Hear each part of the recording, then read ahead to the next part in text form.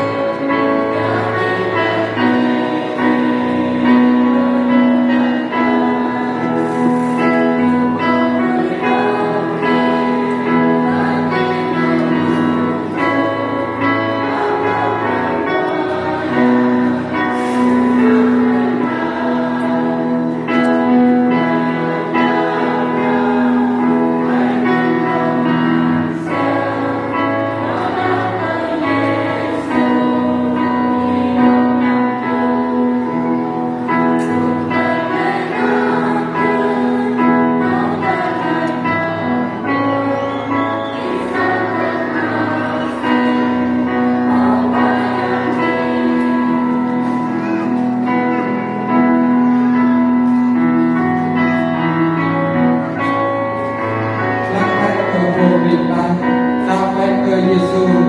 trong ngày tiên đi cười như tươi mau ác quay nuôi mang quyền làm nhiều thầy đã bên nam quay đích vào ngày sáng